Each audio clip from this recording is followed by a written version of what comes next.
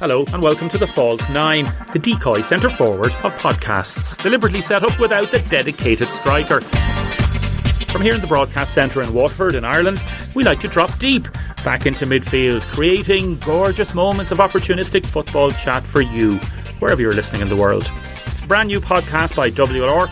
We are lone strikers looking for the ball. My name's Damien Tiernan, and joining me today are three aficionados of tactics.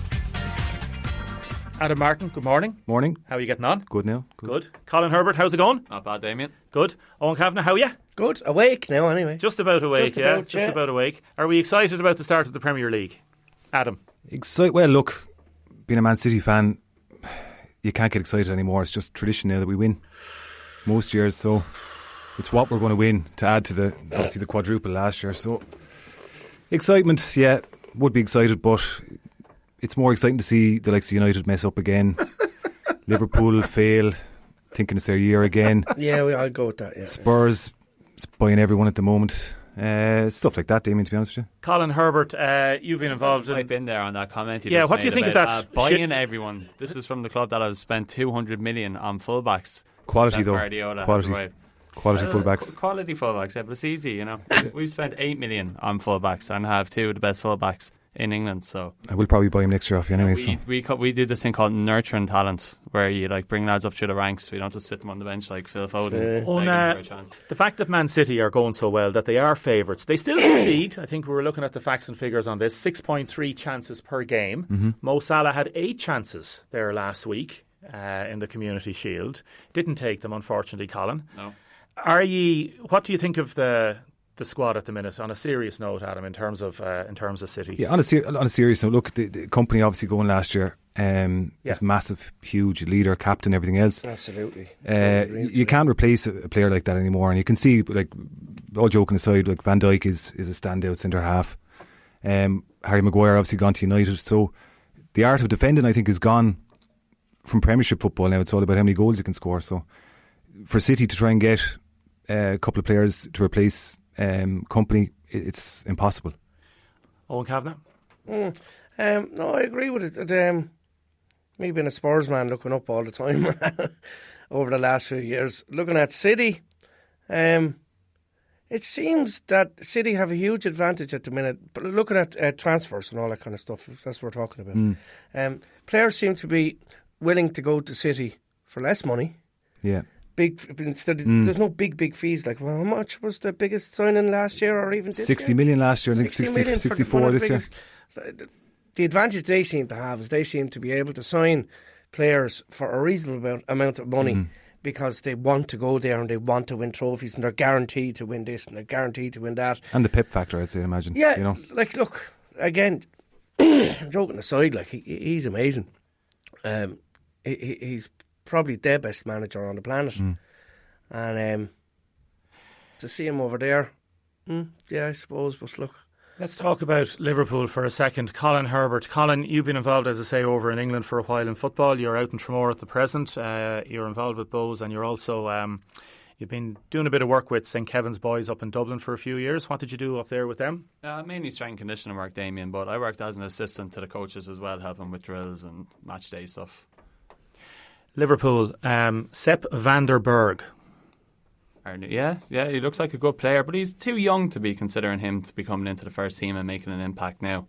But like, in terms of the future, I mean, our summer seems to be themed at looking at the future, and I think we might have made a mistake, especially when you look back on previous seasons where we did very well, came second, and we made the mistake of not investing heavily in the squad, and then we ended up getting overleaped. So from my sense of things, there is a little bit of worry that we didn't take a big opportunity to take a step forward. But you can't not trust Jurgen Klopp. Jurgen Klopp has proven that he will make the best out of whatever he has, and that he's a coach first. He's not somebody that's willing to just spend money for the sake of it. And he's not the type of person that will just react to a club making a big signing just because he feels that he has to spend the money because someone else has. So I don't agree that Pep Guardiola is the best coach in England or in the world. I think Jurgen Klopp is, and I think he's proven that at every club that he's been. And he's gone into each club and he's built them up from a point where they didn't really have much. He'd stuck to a system, he bought players to fit the system, and the teams got progressively better. Pep Guardiola does absolutely brilliant with what he has, but he's never really been in a situation where he hasn't had the best in the world available to him. Did Liverpool get a little bit lucky last year with injuries? Well, lucky goes back into preparation and the strength and conditioning side of things. And, absolutely they got a little bit lucky in the sense that none of their big players got injured. But I think when you're looking into scouting and you're picking players and you're buying players now, it does go as far as we're making sure we're bringing in these guys that aren't injury prone. Fekir is a great example of that. He seemed to be a done deal. Everybody thought he was signed. I think there wasn't even an official announcement tweet that went out. And then the last minute it got pulled because of the doctors in the club. They looked at his knee history and they weren't confident that he was going to be a player that's going to be there from the get-go. So I think that's the reason that they're not just throwing money at players. They're being very, very careful about who they bring in, whether they fit the system. And I think the culture around Liverpool, if you can see the team, they're all friends. Everybody seems to be getting on really, really good. There's a great connectivity there between all the players. And I think they're only going to buy a player that's going to come in and fit that mould. And you're not going to have a lot of egos at Liverpool. Well, again, with Klopp, he seems to be a specialist in coming second a lot of the time. He had the same problem in Germany, I think, with Dortmund. They had a great team. I know he won one league, I think, did he, over there? Two. But the rest of the time, they were the second best team in Germany. Just Liverpool, again, not adding to the squad. Everyone seems to be getting stronger. Spurs have gotten stronger. United, in fairness, they have the one signing there, Maguire. 80 million. 80 million. But sure, look, that's what they're paying for. Lads, come on now. Like how much would Paul McGrath be worth in today's money? 180 million. Do you know what I mean? It's silly though. But okay, just let's focus on the Maguire thing for a second. Like, he's a player at his peak. Yeah, he's at his prime, 26. So he's English. Now, if he was, they're probably paying 30 million on top of what he would be normally worth because he's at his prime. You're not playing a player who's 22, 23, hoping to become this good player. He's very, very fit. You're getting a guy that's going to slot into the system. So 10 million more than Van Dijk. But it's only going to matter. His price is only going to matter if he doesn't play well on. True, yeah. But again, like, looking at the transfer market, lads, it's gone just silly, like, altogether. Like, 80 million for a defender. Like, been a Spurs fan the last few days and today, transfer day, is mental. Like, we're buying everybody, apparently. But looking at the deals and getting the deals over the line seems to be the silliest thing. You've image rights, it's just totally gone mental. It's not as simple. Look, I know it's not as simple as just, going to a club, buying a green person, blah, blah, blah. It's just gone mad altogether. And, like, do you honestly think that Maguire is worth 80 million? Well, if he gets United Champions League football, they will say from a business perspective he was worth it and is worth it. Like, Pep has said that they couldn't afford Maguire. Yeah. Well, it's also maybe they're saying they're not going to invest that heavily into a guy that's 25, 26 when they can go and scout a guy at 18 and mould him into what he wants to mould him into. And that seems to be the way that Man City have run the club in the last couple of years. The same with Sanchez a couple of years ago. They wouldn't take him because it was huge money. Proved right with that because he's been a disaster since he went. So look at Bale where he is now. Like, Bale, I think even when he signed from Tottenham, there was a clause in his contract that if he came available again, that Spurs could have option to buy. You know what I mean? But like, his wages are phenomenal now. Like, is there any Premiership club that could afford it? China seems to be the only option for a lot of these guys. Yeah. In terms of City, Rodri is City's 62 million sterling record signing from Atletico. Made more tackles than any other midfielder in the Liga last season. He looks good. Looked good on Sunday, yeah. Impressed, yeah. And 62 million. Yeah, he's 24, 25, so it's a good 7 or 8 years probably in him, injury free. Where do you think, lads, Man United are going to finish at the end of the season? Has to be sixth. Sixth, yes. Adam says sixth. Adam says sixth. No, I reckon maybe fifth. I think sixth is a bit too much out there for them. I reckon we'll know a bit more. I think today. Transfer deadline day. We're recording this just before transfer deadline day. It's great though, isn't it? Transfer deadline day. It's great. It's the best day of the year. It's fantastic. I haven't since I opened my eyes this morning, and my phone is going mental. Yeah. Twitter is on fire with this, that, and the other. Like, I was coming in the road, and about a half an hour ago, we had a player, and when I got in, we didn't have money. It's just like it's mad. It's just mental. And it's stopping at 5 o'clock. It's weird, like it's it's different from. And then the fact that it's come that little bit earlier, that the transfer deadline day in other countries is staying open. Yeah. Colin, you're getting the big smile on your face. You like the old transfer deadline day? No, I think it's a load of nonsense, really. To be honest, I mean. I just think it puts pressure. I don't understand how teams get to this point. Yeah, the last day and the last second. Just panic buys, It's the real life football manager day. It's brilliant. It's like playing on your phone. Mayhem. Yeah, but we've seen. We love mayhem, though. I do anyway. I love that. We've all seen the Sunderland documentary, and you see how it works, and you see that it's last minute deals. And like in any deals, Colin, you're a bullsman. You're the only man here with a tie on you. You know, deals happen sometimes at the last minute. They all happen at the last minute. Seem to be, yeah. Berbatov and remember all them. Like it's really tomorrow you'll see a lot of the deals actually go through because medicals and stuff like that aren't even done, I imagine, with a lot of the players. So Colin, would you like to be involved in a transfer deadline day? Would you like to be in a Premier League? I think that I'd be shrewd enough to have all my business tied up in the first couple of weeks of the summer and then focus on coaching. I mean, you're leaving a lot of uncertainty out there. You're bringing a guy late into the squad. If he's been sitting on the beach waiting for a signing to happen, he mightn't be fit, he mightn't be ready to go straight away. I doubt it'll happen like that. I'd say anyone, to me what it looks like is if a club has an interest in somebody, and in the early stages of summer they'll throw something silly at the club and see what they come back with. If they don't, they'll hit them again. I reckon that last minute signings, I don't think it's really how could you sign someone at the last minute if you really think about it? There has to be a lot of stuff done, and it's definitely, I'd say the agents are talking all the time. It's a constant. I mean, like Wayne Rooney signing for Derby County the other day. I know, I thought it was a joke. I thought he was retired anyway, but I know he's playing over in America. He's only 33 though, Wayne Rooney. Like, people go on about Wayne Rooney like he's 40 odd, and but I know he's been around forever since he's broke onto the scene at 16. I think he made his professional debut for Man United, but he's still only 33. And going off what we've seen over in America, he seems to get a little bit of his kind of. He's still able. He's still able to play. He seems to still have the will to play football, the want to play football. I think he just got a little bit alienated at Man United towards the end and wasn't really treated with the respect he deserved. So I think it's a good move for Wayne Rooney. Arsenal squad. Again, there's a crazy transfer there today. If that happens, that David Luiz is going. I wouldn't have him playing for the Blues. I wouldn't have him for Waterford. I wouldn't have him in a Simpsons episode. I don't think he wouldn't get 5-a-side with us on a Monday half the time. No, I'd be delighted if he went to Arsenal. Would you? I'd love that. Yeah. I think Arsenal are the biggest question mark out of everyone. But they look top heavy. You just don't know. Yeah, they're going to play 8 up front and hope for the best at the back. What happens when somebody wins the ball up high on them and then go counter them, and then they've got Mustafi and they've got David Luiz at the back? But they will be entertaining this year. Do you know what I mean? I don't understand their process. And again, you're looking back at their managers with Sevilla. They were always tight, compact, hard to beat teams. Had a system to play. You know what I mean? They beat Liverpool in every bloody final we played against them in the last 6 years. So I just don't understand if Unai Emery has control over who's bringing in, or is it a panic situation? Football, that kind of situation. But it seems their signings to me just seem very, very strange. I love watching them. I love watching them fall asunder. It's great. On a serious note. Yeah, on a serious note now, not from a Spurs perspective, from an Arsenal perspective, do you think the squad is stronger than it was last year?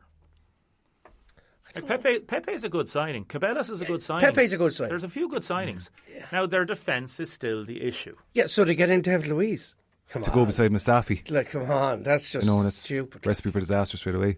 Yeah. Like, are they going to become the sort of Kevin Keegan Newcastle of 2020, where tried to score 5 and let in 4? They could be. Yeah, they could be. Yeah, but I mean, every year they're scoring more and more goals in the Premiership. Like we were saying earlier on about that's why Harry Maguire is 80 million, because they're probably saying, well, he can probably stop 10 goals a season, less than the 55 or 60 that they're letting in. So the art of defending is gone. It's definitely will score more than you is the attitude most weeks. Attack. For clubs that are planning so much and that are so good at planning stuff, there's a lot of them that are banking on very precarious things, like to sell Hazard, right, and to bring in Pulisic, and to see, like he's with a transfer ban. So I know, but he hasn't really set the world on fire over in the Bundesliga. Are Chelsea going to be in trouble this year? Oh, I think so. Yeah, looks well. They're an unknown quantity, I'd imagine, because they're all young players that are there. And what he's obviously getting rid of David Luiz for whatever reason, because he's useless really. But he is useless.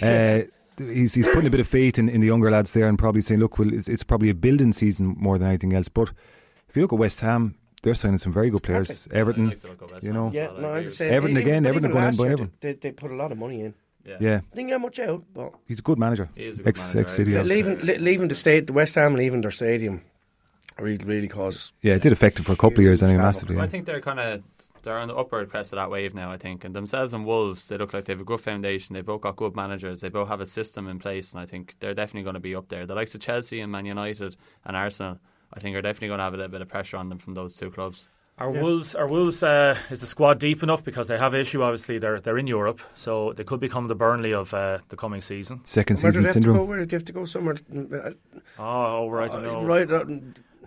Foat Island or something. Next up, As New example. Zealand to Yeah, play yeah, somebody. Going to Photo Island. They'll be on the manifest playing now on Sky. They'll That's come back it, in yeah. 5 years' time. We wonder who they are. Relegated. They have aged a bit, you know. Give us your top four, lads. Give us your It's so easy to say that it's definitely between City and Liverpool. Is there any possibility that Liverpool might implode? A couple of injuries, and they'll end up going on a bit of a slide. Colin, no. I don't think so, Damien. I just don't think so. I think that we have a big enough squad to be able to cope with all four competitions.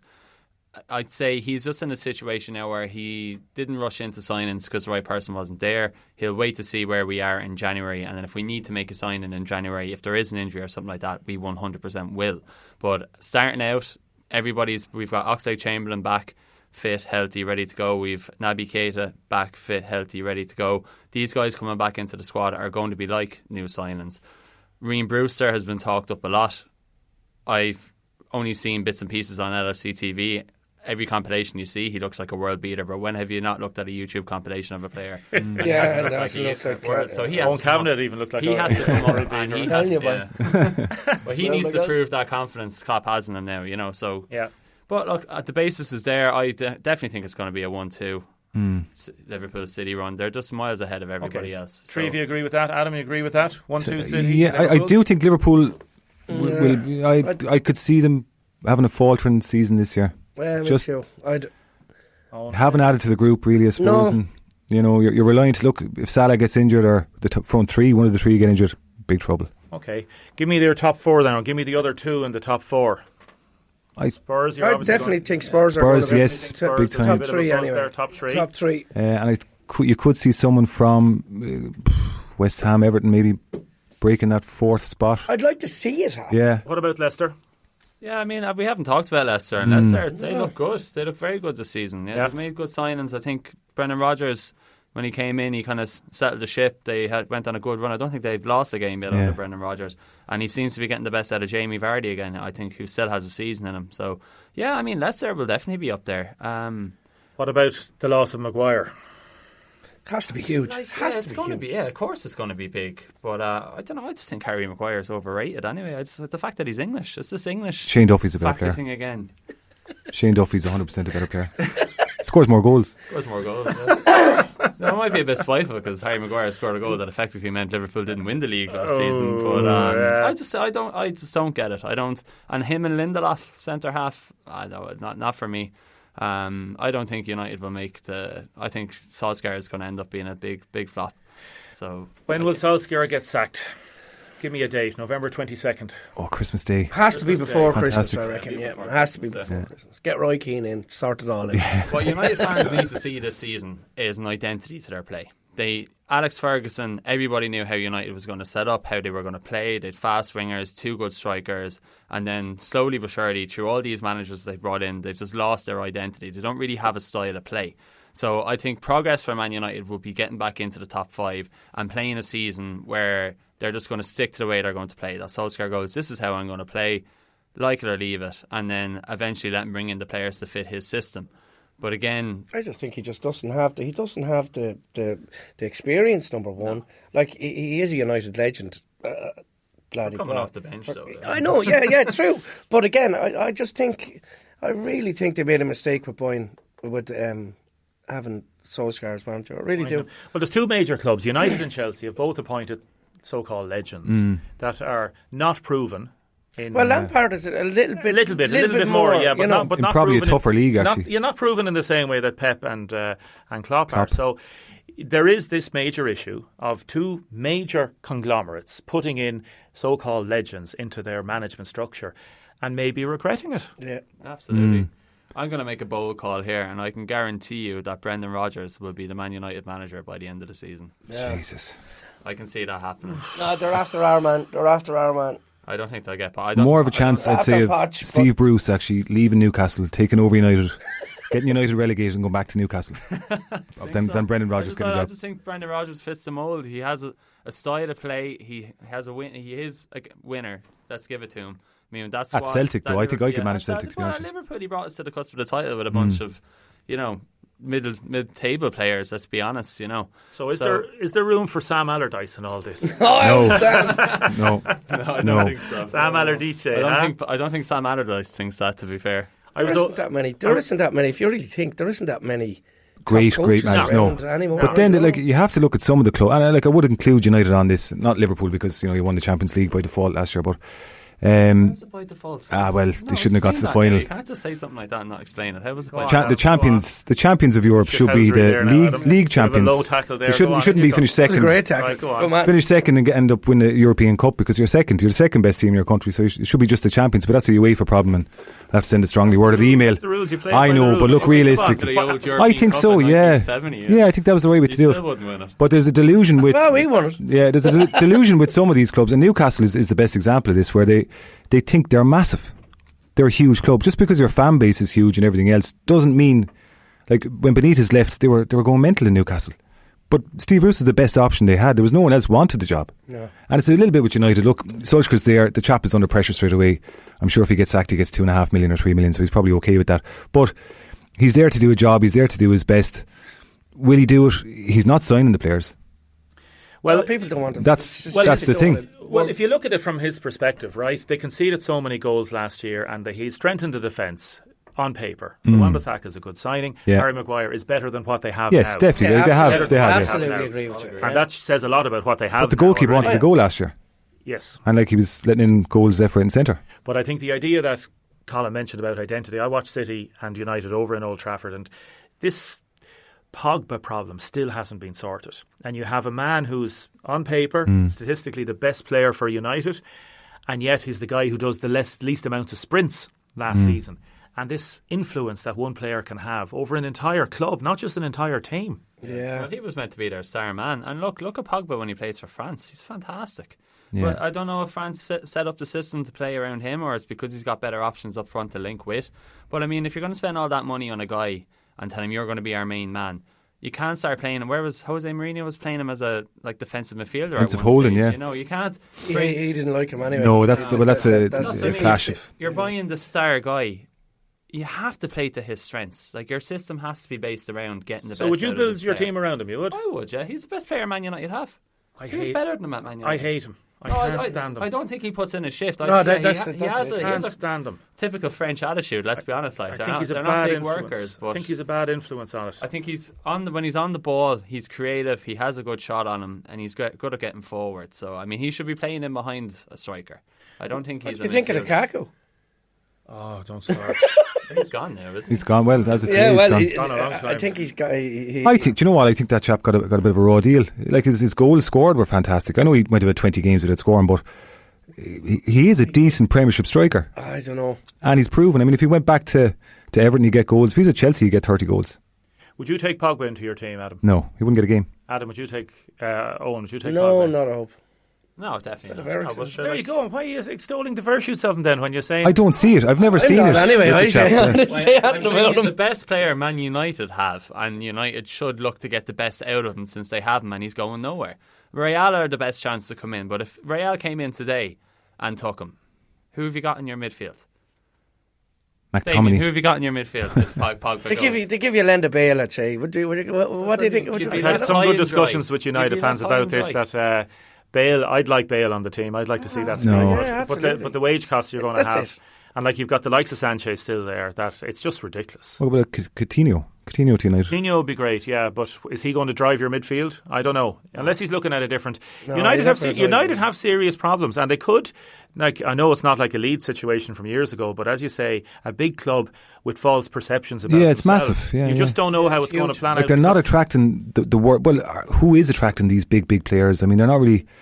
you know, when you see Bale is contemplating going to China because he's getting $1 million a week, would he not come back and say, I'll prove Real Madrid wrong and I'll go to Spurs or go back to Spurs and play Champions League? Well, like, that's the ambition of some of these guys, but I think United are in for a tough season. I think there's an awful lot of questions. It's potentially a brilliant season because there's so many clubs have so many questions. Even the relegation side of it is going to be huge this year. There's probably 10 teams could go down this year. Like the amount of money that Villa have spent, the little amount of money that Norwich has spent, they're still talking about Bournemouth going down. Sheffield with their two sacking central defenders. It's brilliant. It's brilliant. There's going to be so much. There's going to be so much crack in it. The most important thing, though, the biggest signing this season is VAR.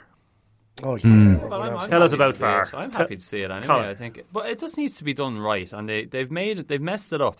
And again, when you're putting that much money into something, and it's just slowly, progressively getting a little bit better, but it will continue to get better. And look, every other sport on planet Earth implements video technology and implements it successfully.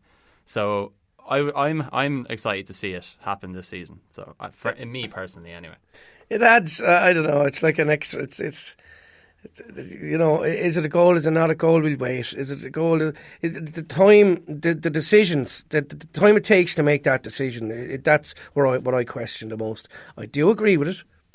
Like, remember our Spurs scoring a goal from the halfway line at Old Trafford, things like that.